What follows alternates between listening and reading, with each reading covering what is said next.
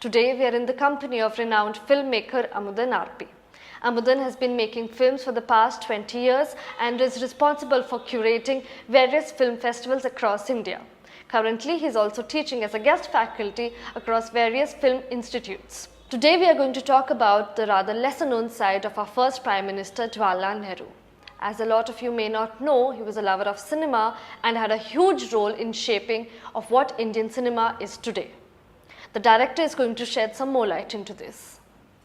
So can you tell me how big was Nehru's role in influencing Indian cinema? How did he perceive cinema in the first place to drive his vision in building a modern country?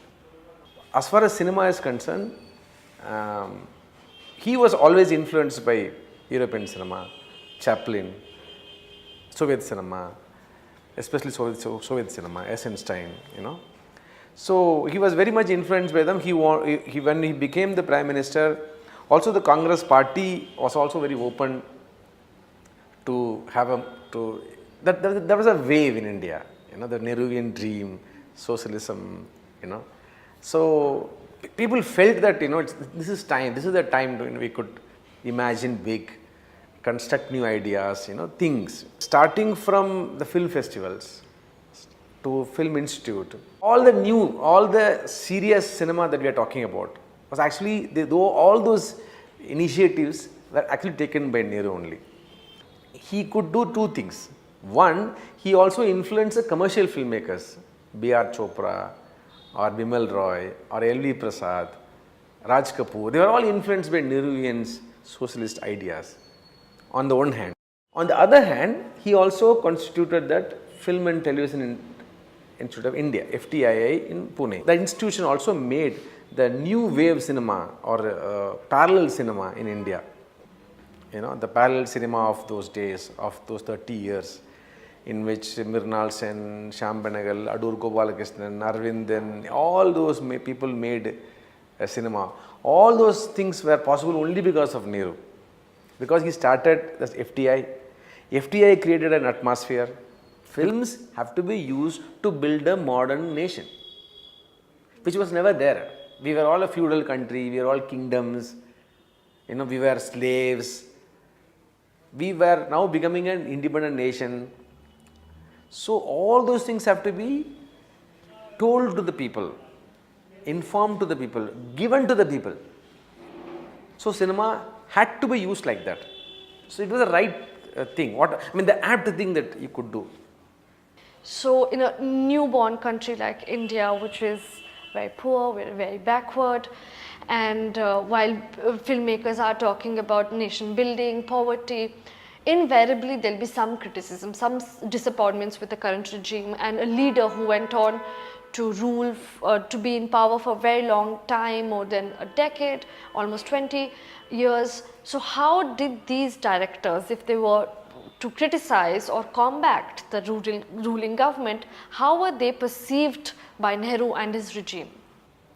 During that time, when people made cinema, popular cinema, they were not only praising India, they were also criticizing India. They were also not only Nehru, they were also criticizing, they were also highlighting the poverty. Mother India, or the other films by Bimal Roy, or films by Guru Dutt. Guru Dutt films were actually they were extremely pessimistic films, very sad films. He says there is some kind of people have lost hope. Essay he was talking, this film. But those films were not banned. Those films were encouraged. Nehru was always ready to accept any criticism, especially through cinema.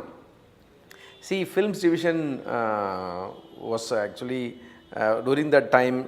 Later, Films Division also formed during the Nehru time only. Films Division actually is an extension of the earlier department started by British India. So when India became independent, the Films Division was started. So Films Division was actually used by Government of India for nation building. Like what is India, How do we all live together? What are the new schemes? They were not propaganda negative films. They were actually taking the message to the people. So they were all. So those filmmakers were not curtailed. They were allowed to make free films.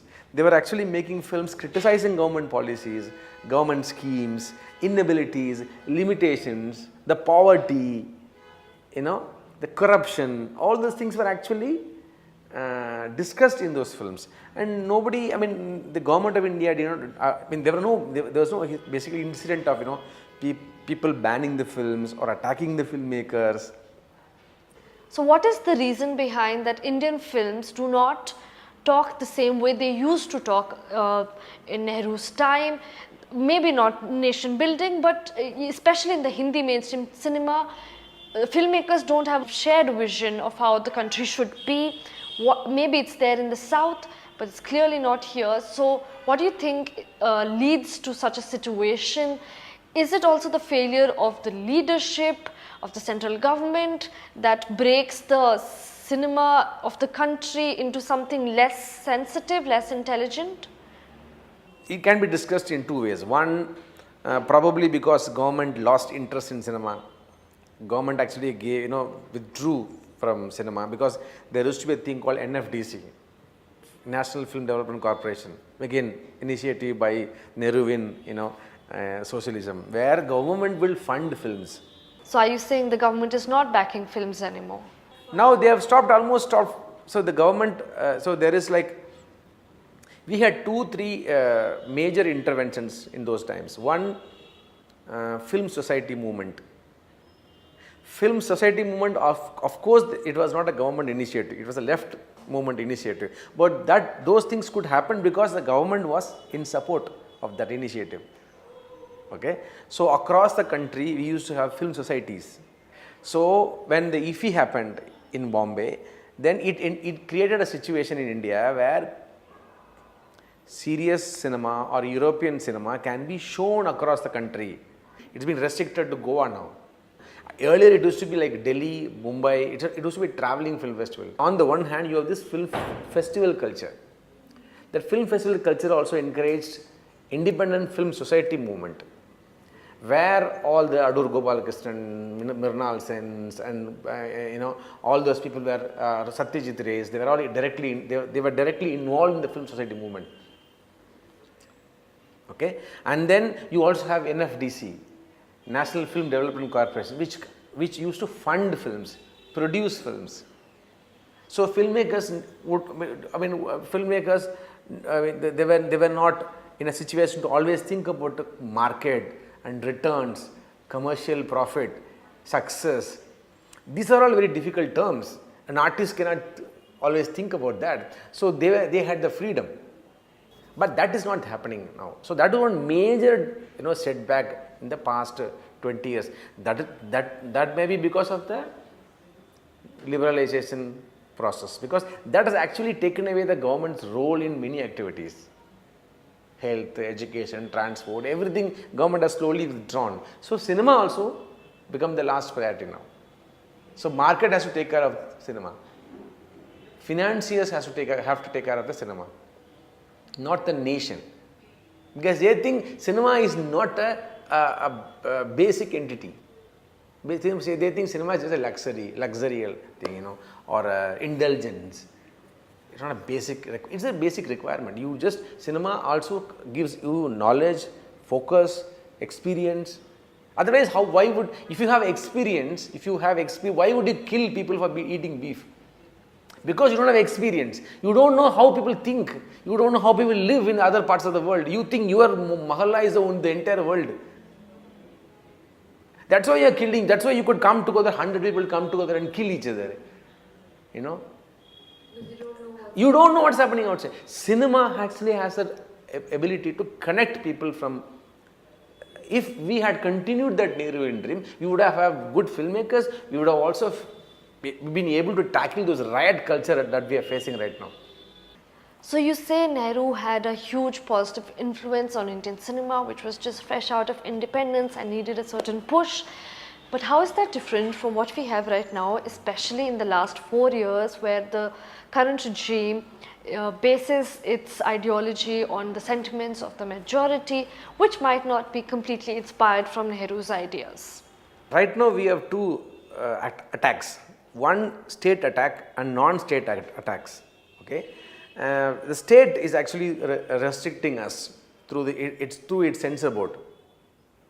Censor board is being used basically to curtail filmmakers, you know, and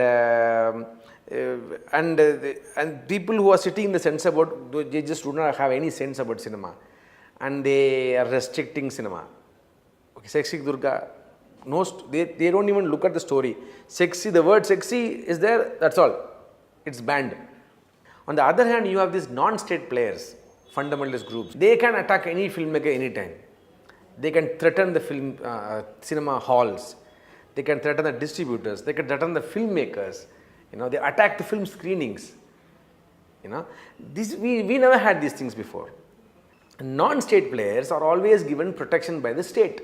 And whenever there's a riot happening, whenever there's some attack happening against a filmmaker by this Hindutva brigade, the government doesn't come forward to support the artist, the filmmaker. The other area is influencing filmmakers to make Hindutva films, influencing filmmakers to make anti-women films, anti-Dalit films, anti-Muslim films. You know, that is also continuously being encouraged in the past 20 years across the country. You know, the Hindutva wave is there. They have been, after Babri Masjid demolition, they have been going on influencing all the players, state, non-state players. And the government is the culmination of all the wave. If you want to question this government, you have to question the wave that has been created from the 91-92 Babri Masjid Ram Mandir movement. From there you have this big, huge wave of questioning anything that is modern. That is why BJP is against Nehru. Because Nehru built the modern India. Modern India means, when you say modernity, the basic thing about modernity is an individual right. That's why consistently Modi is attacking Nehru.